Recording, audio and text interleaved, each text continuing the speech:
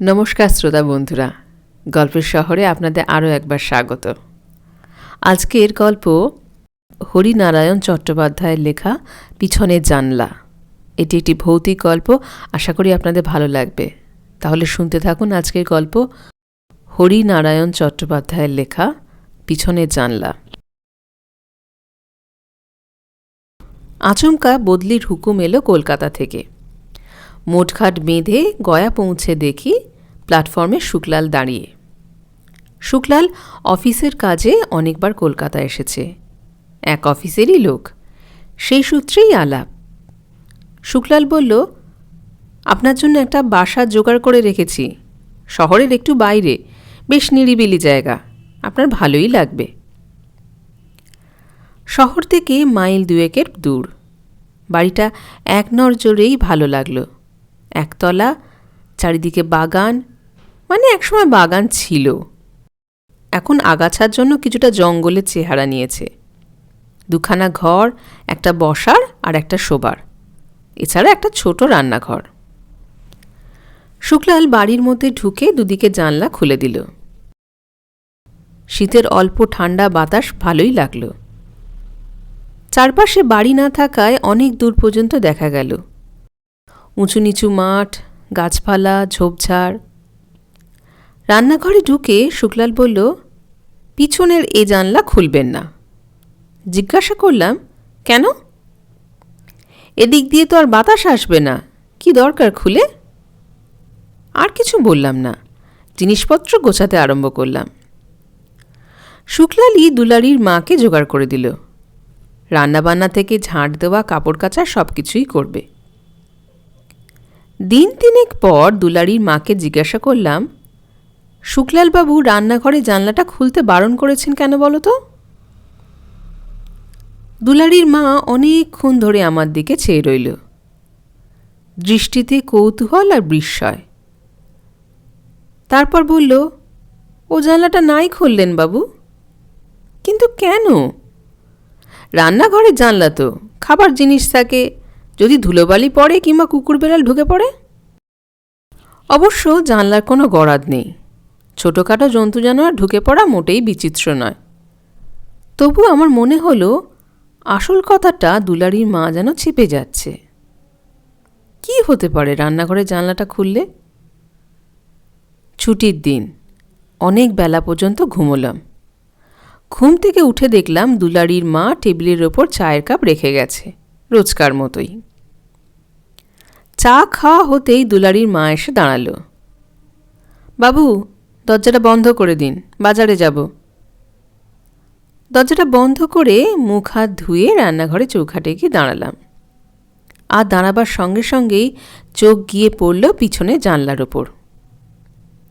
বাইরের এলোমেলো শীতের হাওয়া বইছে, বন্ধ জানলাটা সেই হাওয়ায় থরথর করে কাঁপছে। ঠিক মনে হলো যেন বলছে, আমাকে খুলে দাও, আমাকে খুলে দাও। খুলতে গিয়েও দাঁড়িয়ে পড়লাম। সবাই যখন বারণ করছে, তখন কি দরকার জানলাটা খুলে? কিন্তু সঙ্গে সঙ্গে ছেলেমানুষি ভয়টা দূর করে সজোরে জানলায় ধাক্কা দিলাম। জানলা খুলল না। অনেকদিন না খোলার জন্য জানলাটা এঁটে গিয়েছে। আমারও জেদ চেপে গেল।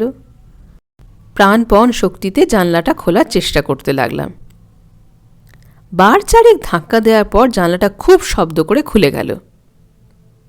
খোলার সঙ্গে সঙ্গেই আশ্চর্য এক কাণ্ড। বাইরে থেকে গরম একটা হাওয়ার ঝলক ঘরের মধ্যে এসে ঢুকল। কেন এমন হলো? অন্য জানলা দিয়ে তো বেশ ঠান্ডা হাওয়া আসছে, শীতের স্বাভাবিক হাওয়া। তবে কি অনেকদিন বন্ধ থাকার জন্য হাওয়াটা এরকম গরম? ঠিক বুঝতে পারলাম না। এগিয়ে জানলার কাছে গিয়ে দাঁড়ালাম। কি আছে বাইরে, যার জন্য এই জানলাটা খোলা নিষেধ ছিল? এদিক ওদিক দেখতে দেখতেই নজরে পড়ল কাছেই একটা ঝাঁকড়া গাছের নিচে একটা কবর। কবরের সাইজ দেখে মনে হলো ছোট বয়সের কেউ শুয়ে আছে। কবরের মাথার কাছে একটা সাদা রঙের ক্রস। এই ব্যাপার, এর জন্যই এত কাণ্ড। শুক্লাল আর দুলারির মা কি মনে করেছিল কবর দেখে আমি ভয় পাবো, তাই জানলাটা খুলতে মানা করেছিল? তাছাড়া আর কি হতে পারে? আর তো কিছু চোখে পড়ছে না। সদর দরজায় খুটখাট শব্দ হতে রান্নাঘর থেকে বেরিয়ে এসে দরজা খুলে দিলাম। দুলারির মা বাজার নিয়ে ফিরেছে।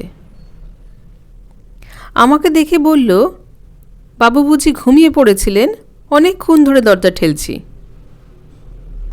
আমি কোনো উত্তর না দিয়ে শোবার ঘরে চলে এলাম। একটু পরেই রান্নাঘর থেকে দুলারির মায়ের চিৎকার কানে এলো, এ কি, এই জানলা কে খুলল?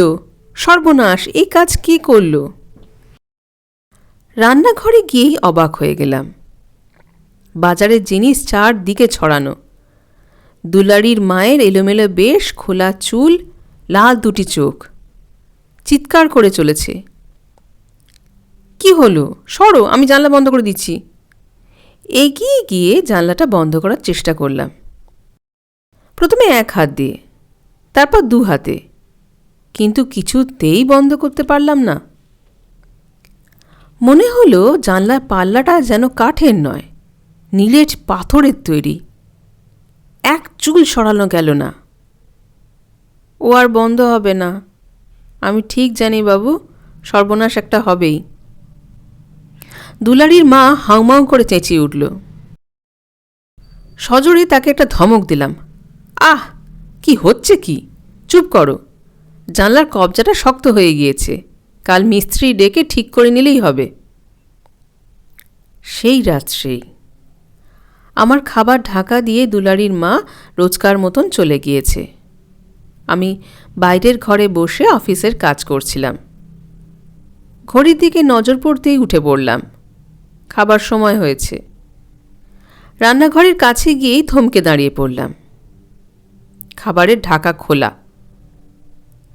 থালার কাছে বছর 6 এক শিশু, ধবধবে গায়ের রং, এক মাথা কোঁকড়ানো সোনালি চুল, নীল দুটি চোখ। শিশুটি দাঁড়িয়ে নেই, অনবরত থালাটার চারপাশে ঘুরছে। হাত দিয়ে চোখ দুটো রোগড়ে নিলাম। ভুল দেখছি না তো? ঘরের মধ্যে শিশু আসবে কি করে? না, সেই একই দৃশ্য।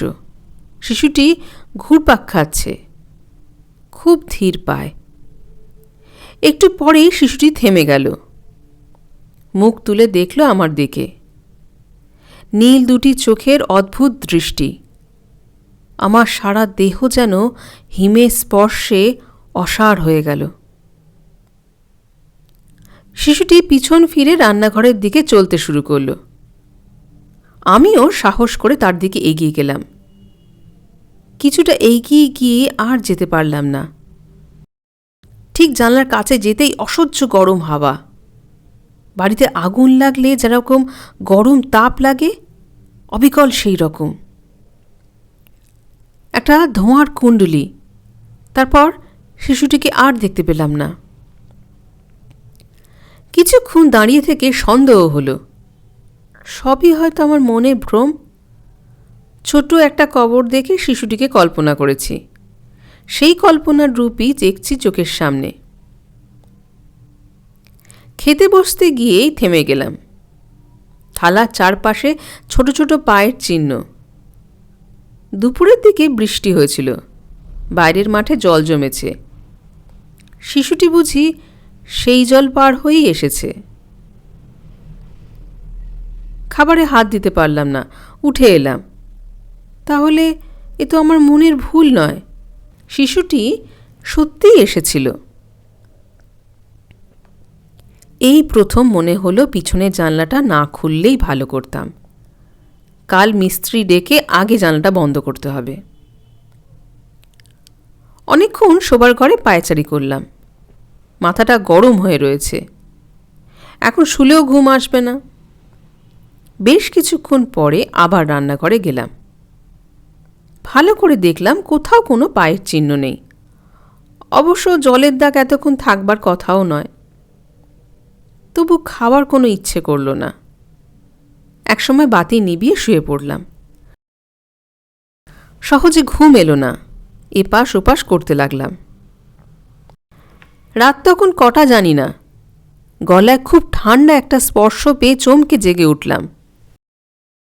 জানলার কাঁচের মধ্যে দিয়ে চাঁদের আলো এসে বিছানার ওপর পড়েছে। কোথাও কোনো অস্পষ্টতা নেই, কোথাও কোনো অস্পষ্টতা নেই। সেই শিশুটি এক হাত দিয়ে আমার গলা আঁকড়ে ধরে পাশে শুয়ে রয়েছে। সবলে শিশুটিকে সরিয়ে দিতে চাইলাম, পারলাম না। এইটুকু শিশুর কি অসীম শক্তি! হঠাৎ দেখতে দেখতে আশ্চর্য রূপান্তর ঘটল। শিশুর দেহের মাংস আস্তে আস্তে মিলিয়ে গেল। পরিবর্তে একটা কঙ্কাল বিছানায় শুয়ে একভাবে হাত দিয়ে আমার গলা বেষ্টন করে রয়েছে, হাড়ের দৃঢ় বাঁধন। চিৎকার করে উঠলাম, প্রাণপণ শক্তিতে হাতটা সরাবার চেষ্টা করলাম, পারলাম না। আবার সেই আগুনের হালকা। মনে হলো সেই তাপে আমার মাংসও বুঝি গলে গলে পড়বে, আমিও কঙ্কালে পরিণত হব। তারপর কি হলো আমার মনে নেই। অনেকগুলো লোকের ক্ষীণ কণ্ঠ আর তাদের পায়ের আওয়াজ। জ্ঞান হতে দেখলাম বিছানায় শুয়ে আছি, পাশে শুকলাল আর একজন ডাক্তার, একটু দূরে দুলারির মা দাঁড়িয়ে। শুনলাম পরের দিন সকালে বাড়ির মধ্যে না পেয়ে খুঁজতে খুঁজতে দুলারির মা আমায় পিছনের মাঠে পেয়েছে। সেই ছোট কবরটার পাশে শুয়েছিলাম। কখন কিভাবে সেখানে গিয়েছি জানি না। শেষ হলো আজকের গল্প, হরিনারায়ণ চট্টোপাধ্যায়ের লেখা পিছনের জানলা। আশা করি গল্প আপনাদের ভালো লেগেছে। আর যদি ভালো লাগে চ্যানেলটি শেয়ার, সাবস্ক্রাইব আর লাইক করতে ভুলবেন না। আসবো নতুন কোনো গল্প নিয়ে। ততদিন নমস্কার, ধন্যবাদ।